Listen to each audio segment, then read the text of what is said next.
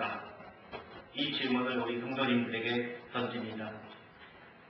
우리 청소년들이 이제 이번 주 목요일부터 일주일 동안 7박 8일이죠. 멕시코 선교를 다녀오게 됩니다. 그래서 전도와 선교에 대해서 은혜를 나누고자 합니다. 전도와 선교는 그러면 다른 말일까요? 아니죠. 같은 말입니다. 같은 의미이죠. 보통 생각하기를 전도는 내 이웃에게 복음을 전하는 것이고 선교는 이방인들에게 복음을 전하는 것이라고 생각하게 됩니다. 이 모든 의미는 다 복음을 전파하는 것입니다. 또한 전도와 선교는 우리에게 있어서 선택사항이 아니라 필수사항인 것입니다. 왜냐하면 복음 전파는 바로 주님의 지상 명령이기 때문입니다. 복음 전파는 주님의 그 여러 가지 명령 가운데서도 가장 크고 중요한 지상 대명령인 것입니다. 또한 우리 모두는 사랑의 예수님께서 우리에게 주신 그 빛을 갖기 위한 방법이 바로 전도인 것을 알아야 합니다. 그리고 영원한 것을 거두고자 하는 사람들은 바로 전도와 선교에 힘써야 하는 것을 우리는 알 수가 있습니다. 또한 전도와 선교는 어떠한 특정한 날을 앞두고 전도대회라든지 선교라든지 이러한 날을 앞두고만 하는 것이 아니라 항상 우리의 삶 속에서 성도들의 삶 속에서 이루어져야 하는 것이 바로 전도인 것입니다. 선교의 열정이 없고 전도의 열정이 없다면 성도의 삶은 그냥 빈 쭉정이와 같은 것이라고 생각을 합니다. 하나님께서는 우리에게 질문을 하실 것입니다. 우리가 죽어서 하늘나라 갔을 때 하나님께서 우리에게 이렇게 물어보실 것입니다. 너는 얼마나 돈을 많이 벌다가 왔냐? 아니면 얼마나 많이 헌신하고 봉사하고 왔느냐? 또한 높은 자리에 얼마나 높은 자리에 있었느냐 하고 하나님께서는 우리에게 물어보시는 것이 아니라 너는 이 땅에 살면서 얼마나 많은 사람들을 위해서 기도하고 영혼 구원하는 일에 힘썼느냐 하고 여쭤보실 것입니다. 그럴 때 우리는 아마 이렇게 대답하겠죠. 하나님 그렇게 중요한 줄 몰랐습니다. 아마 그렇게 이야기를 할 겁니다. 그런데 지금 이 시간부터 제가 그 일이 얼마나 중요한 일이라는 것을 저는 말씀드리려고 합니다. 제가 이 말씀을 드리는 그 이유는 우리가 주님 앞에 섰을 때 빈손으로 섰지만 주님께 드릴 말씀이 있어서 하나님, 제가 이 땅에 있을 때 얼마나 많은 영혼을 구원했는지 아십니까? 그래, 네가 참 많은 영혼을 구원하였지, 많은 사람에게 나의 복음을 전했지, 이렇게 얘기하는 것을 우리는 자신 있게 말할 수 있도록 하기 위해서 오늘 말씀을 전하고자 합니다. 바울 사도는 부득불 할 일이 아니라 내가 이것을 하지 않으면 내게 화 있을 것이다 라고까지 이야기했습니다. 그러면 이것이 무엇이냐? 바로 전도와 선교인 것을 알아야 하는 것입니다. 오늘 바울 사도가 오늘 우리가 읽은 그 고린도 전서 9장에 이렇게 이야기를 하고 있습니다. 우리가 어떻게 살았는지, 내가 어떻게 전도를 하였는지, 어떻게 주님의 말씀을 전하였는지를 오늘 이 본문 말씀에서 나타내고 있는 것입니다. 바울 사도 그분은 자신의 평생을 전도를 하면서 주님의 말씀에 따라서 다닌 것을 우리는 알 수가 있습니다. 첫 번째, 우리 바울 사도는 종의 자세로 일을 하였습니다. 19절 말씀에 보면요, 내가 모든 사람에게 자유하였으나 스스로 모든 사람에게 종이 된 것은 더 많은 사람을 얻고자 하니라. 그렇습니다. 바울은 평생 복음을 전하면서 값없이 그는 아무것도 바라지 않고 오직 영혼의 열정을 가지고 복음을 전했던 것을 알 수가 있습니다. 사실 전도라는 것은 복음을 전해주고 그 사람으로 인해서 영생을 얻게 하는 것이기 때문에 이만큼 중요한 것이 없는 것이에요. 만약에 나의 목숨을 걸려는 사람이 있습니다. 그 사람에게 우리는 어떻게 보답을 할까요? 아마 정말로 내가 가지고 있는 모든 것을 다 줄 정도로 그 사람에게 감사함을 전할 것입니다.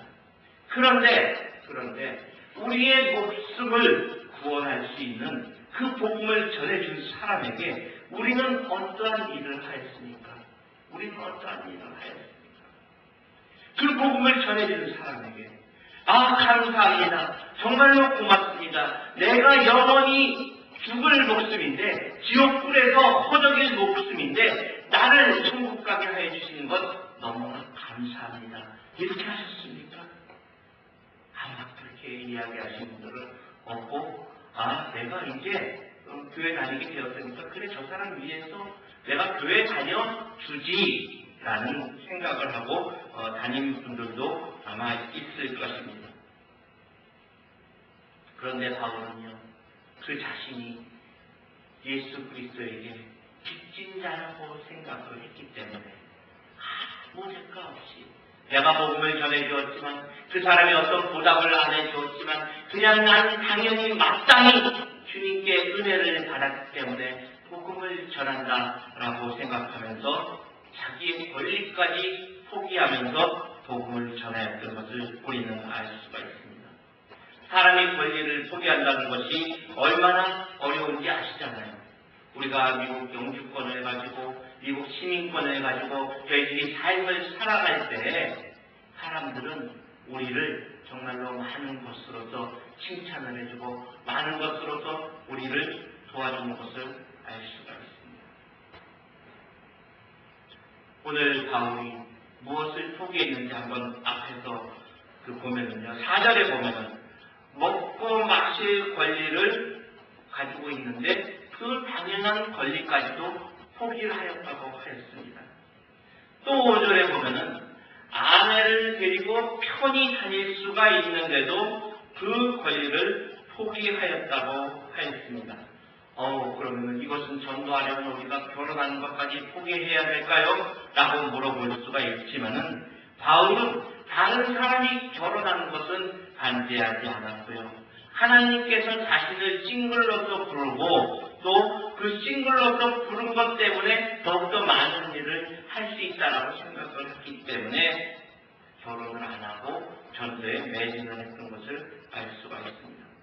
또 9절부터 11절에 보면은 복음의 일꾼으로서 당연히 받을 물질적인 보수까지도 포기하면서 일했다고 말을 하고 있습니다. 그러면서 바울 사도가 한 말이 12절 마지막에 우리가 이 권을 쓰지 아니하고 범사에 참는 것은 그리스도의 복음에 아무 장애가 없게 하려 함이로다. 또 본문 19절에서도 내가 모든 사람에게 자유하였으나 스스로 모든 사람에게 종이 된 것은 더 많은 사람들을 얻고자 함이라라고 했습니다.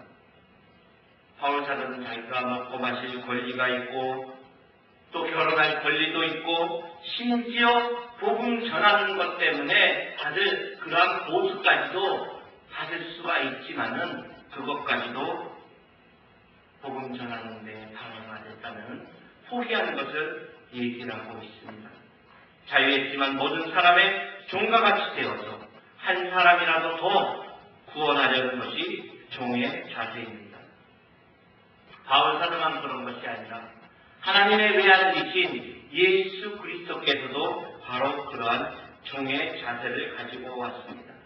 그렇기 때문에 모든 것을 포기하시고 인간의 육체를 입으시고 섬기려고 예수님의 목숨을 우리에게 정말로 죄를 사하여 주기 위해서 버리기까지 하면서도 종의 자세로 우리에게 오셔서 복음을 전하셨고 그리고 어디를 가든지 집에서 주무시든지 또 어느 집에 가서 주무시든지 간에 전도를 했던 것을 알 수 있습니다.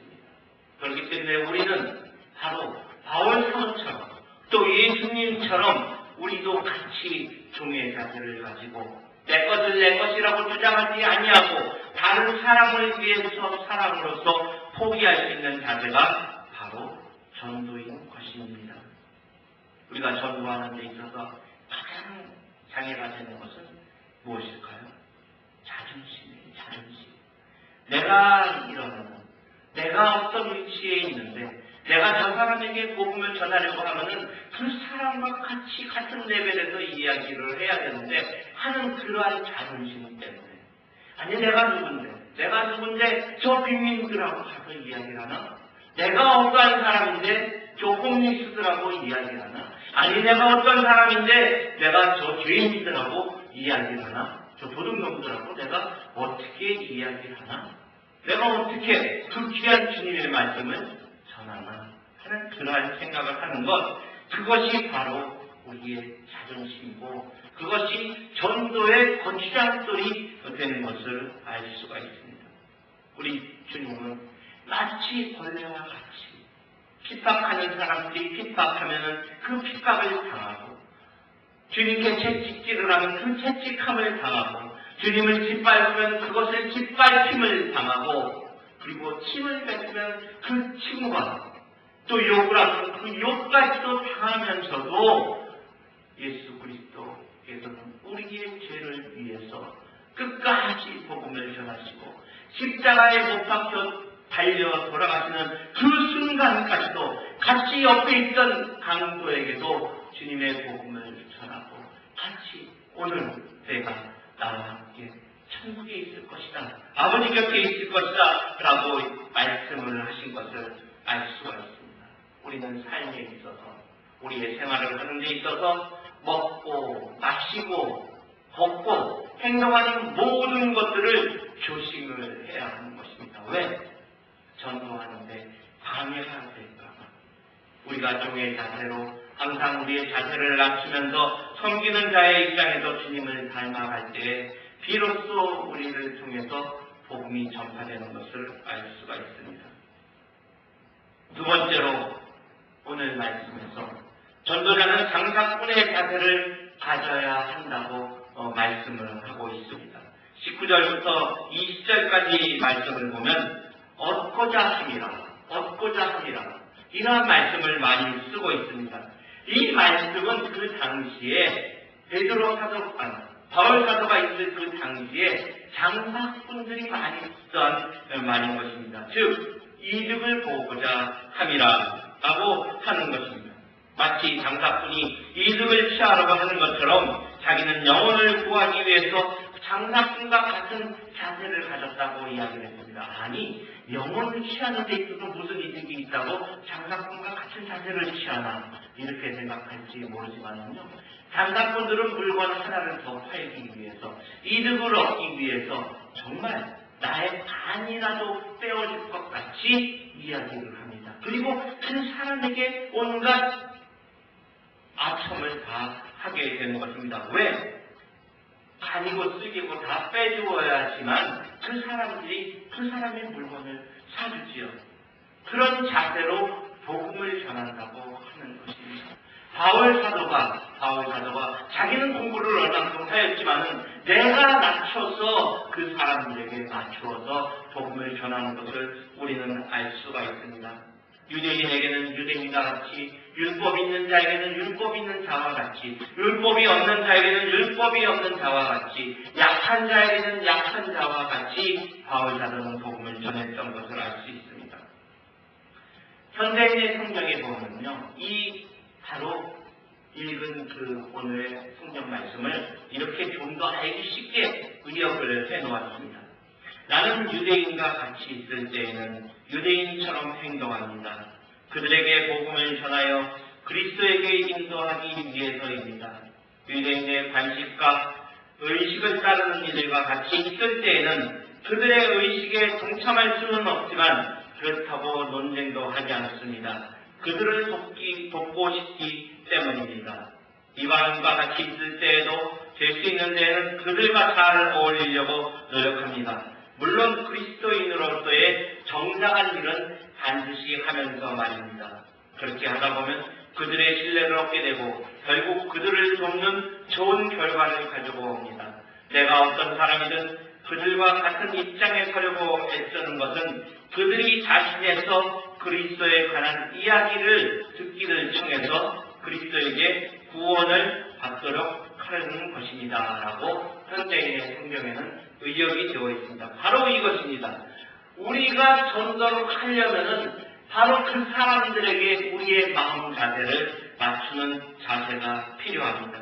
내 위주가 아니라 상대방 위주가 되어서 우리는 전도를 해야 되는 것입니다. 어린아이에게는 어린아이와 같이, 어른에게는 어른과 같이, 약한 자에게는 약한 자와 같이, 배운 자에게는 배운 자와 같이, 배우지 못한 사람들에게는 배우지 못한 사람과 같이, 상처를 입은 사람에게는 마치 나도 상처를 입은 것과 같이 그 상대방의 입장에서 상대방의 눈높이에 맞추어서 전도를 해야 되는 것입니다. 우리의 삶도 다 그렇게 살고 있지 않습니까? 직장 생활을 할 때도, 또 물건을 파는 장사를 할 때도, 어떠한 우리의 사업을 할 때도 아마 그렇게 하고 있을 것으로 생각을 합니다. 마치 카멜레온과 같이. 카멜레온은 도마뱀처럼 생긴 동물인데요. 이 카멜레온은 어떠한 색깔에 갖다가 넣으면요, 그 몸의 색깔이 그 주변 색깔하고 똑같이 맞추어집니다. 초록 잎사귀 위에다가 갖다 놓으면 초록색으로 되고요. 빨간 꽃잎 위에다가 갖다 놓으면 빨간 꽃잎이 되고요. 색깔이 되고요. 하얀 곳에다 갖다 놓으면 하얀색이 되고, 검정 곳에다 갖다 놓으면 검정 곳이 되고, 심지어는 반은 빨간색, 반은 초록색인데다가 갖다 놓으면요, 초록색 있는 부분은 초록색으로, 빨간색 있는 부분은 빨간색으로 몸이 바뀌게 되는 것을 알 수가 있습니다. 옛날 서양 선교사들이 한국에 와서, 조선 땅에 와서 복음을 전할 때 양복 입고 복음을 전하러 다니는 것이 아니라 바로 가스옷 입고 있고 한복을 입고 복음을 전하러 다닌 것처럼 우리는 전도를 할 때 바로 그 자세에 맞추어서 전도를 해야 하는 것입니다. 우리가 선교를 나갈 때 바로 그 사람들의 레벨에 맞춰서 전도를 하려고 합니다. 이번에 선교를 가는 멕시코 치아파스 지역에 있는 히에라 네브라라는 그러한 도시는 작은 도시입니다. 시골의 농촌 마을이죠. 그곳에서 저희들이 선교를 하게 되는데요. 물론 멕시코 시티 같은 도시는요, 굉장히 많은 사람들이 삽니다. 1000만 명이 넘는 사람이 살고요. 미국의 뉴욕과 같은 그런 고층 빌딩과 마천루가 있고 아주 굉장히 발달된 곳이 멕시코의 큰 도시들입니다. 그런데 우리가 사는 곳은 마치 우리가 1950년도, 60년도에 우리의 한국과 같이 교실 하나에서 1학년부터 6학년까지 전학생들이 다 모여서 공부를 하고요. 심지어는 선생님이 교육청에 일을 보러 가게 되면요, 학교를 안 나와요. 아이들은 학교에 나와 있는데 학교에 자기 마음대로 나오질 않습니다. 왜? 월급 받으러 교육청에 가야 되기 때문에. 그러한 곳에 가서 저희 아이들이 가서 아이들을 가르치려고 합니다. 지금 선교사님은 그곳에서 농사짓기도 힘든 곳, 그리고 또 가축들을 키우기도 어려운 곳에서 가서 그 가축들을 키우는 방법을 가르쳐드리고요. 그리고 그곳에서 자라나는 농산물이 어떤 것인지를 알아서 그곳에 맞는 농산물을 키울 수 있게 만들어주고 있습니다.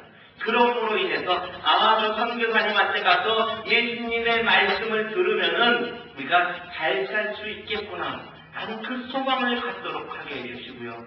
그 다음에 아이들이 배우는 것이 무엇인지 모르고 있는 그 아이들에게 컴퓨터도 모릅니다. 본 적도 없습니다. 그곳에 핸드폰은 있어요. 전화들은 있는데 그 전화가 되지가 않아서 그 전화를 그 음악 듣는 것에 사용을 하고 있습니다.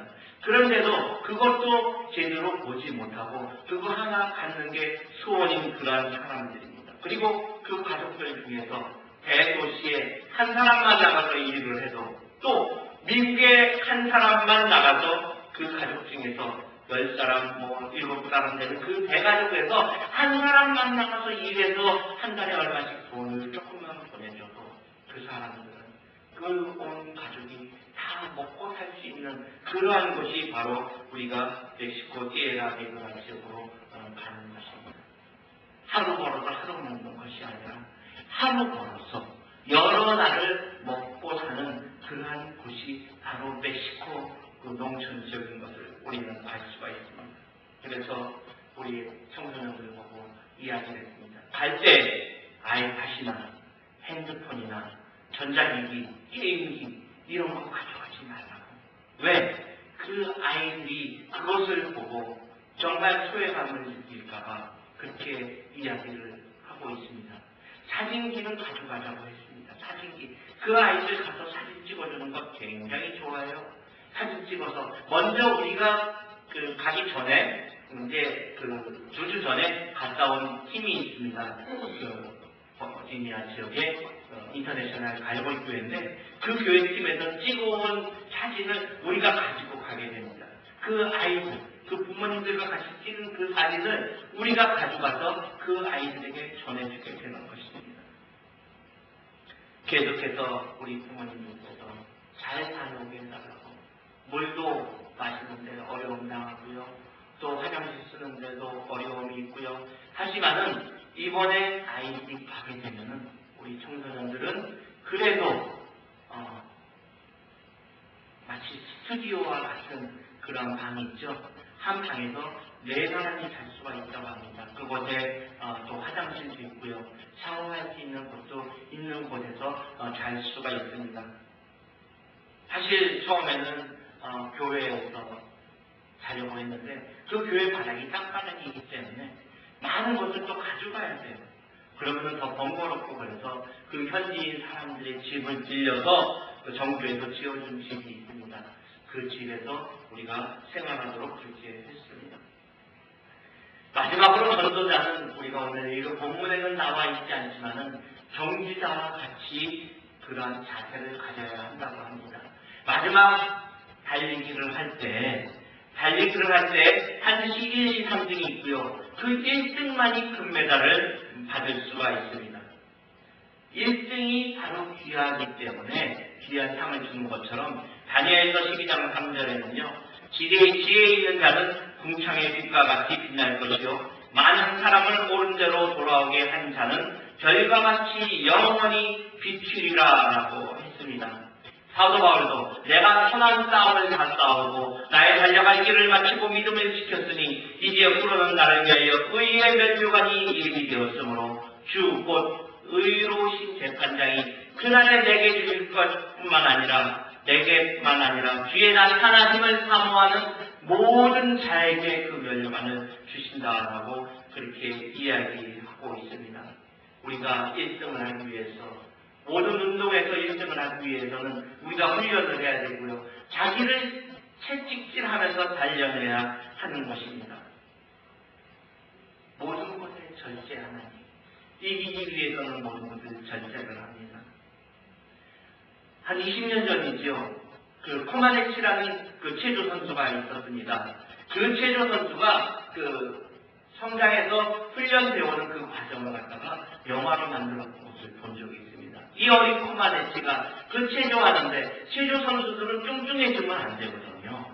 그렇기 때문에 먹는 것도 절제를 시킵니다. 부모님을 만나는 것도 절제를 시킵니다. 오직 훈련하고 연습하고 훈련하고 절제하고 매일매일이 반복되는 그 연습 속에서 아이들이 커가는데 어린아이가 얼마나 배가 고픈지 몰래 밤에 주방에 가서 음식을 훔쳐 먹다가 선생님한테 코치한테 혼나고 야단맞는 그러한 것을 보았습니다. 그런데 그 훈련받고 야단맞고 그렇게 못 먹었지만은 그 코마네치는 결국에는 만점이라는 점수를 받아서 올림픽에서 금메달을 받았던 것을 알 수가 있습니다. 지금 이 땅에 있어서 사람이 사는 세상에서 그 스포츠 대회에서 금메달을 따기 위해서 그렇게 절제하고 훈련을 하는데 하늘나라에 가는 주님의 나라에 가는 그 영광의 나라에서 우리가 금멸요관을 받기 위해서는 무엇을 하고 있습니까? 우리의 행동은, 우리의 삶은 무엇을 하고 있습니까? 나는 과연 내가 절제를 하고 나의 행동이 모범이 되어서 주님께 맞춰지는 그러한 행동을 하는지 우리는 보아야 하는 것입니다. 다시 한번 우리가 나의 자세가 무엇인지, 종의 자세인지, 장사꾼의 자세인지, 또는 경주자의 자세인지 우리가 살펴보아야 합니다. 우리 모두는 전도자입니다. 목사나 선교사나 전도사나 또는 직분 받은 자뿐만이 아니라 우리 모두가 전도자인 것입니다. 하나님께서 우리에게 물어보실 때, 내가 세상에 있을 때 원천하고도 귀한 영혼을 위해서 무엇을 하였느냐라고 물어볼 때 무슨 얘기를 할 수가 있는지요? 우리 성도님께서 대답을 하셔야 합니다. 아, 주님, 저는 복음을 위해서 정말 내가 정성을 다하고 주님 앞에 헌신하였습니다. 이렇게 얘기할 자신이 있습니까? 우리 성도님들은 그렇게 되셨을 줄로 저는 생각을 합니다. 내가 섬기는 종의 자세를 가지고 나의 권리를 포기하면서, 그리고 다른 사람을 존중하고 나의 눈높이를 낮춰가면서 다른 사람들 앞에 삶을 헌신하고 복음을 전파할 때 자세를 낮추어서 상을 받기 위해서 뛰어갈 때 주님께서는 우리에게 착하고 충성된 종아 하면서 우리를 칭찬하여 주실 줄 믿습니다.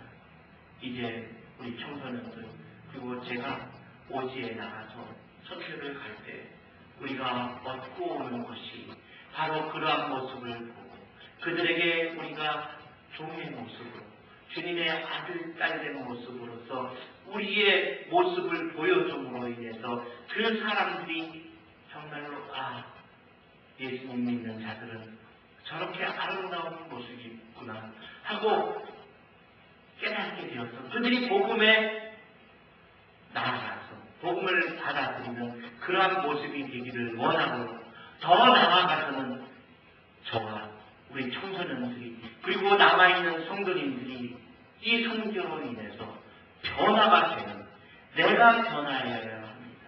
내가 변하지가 않으면은, 남이 변하기만을 원하면은 우리는 되지가 않는 것입니다.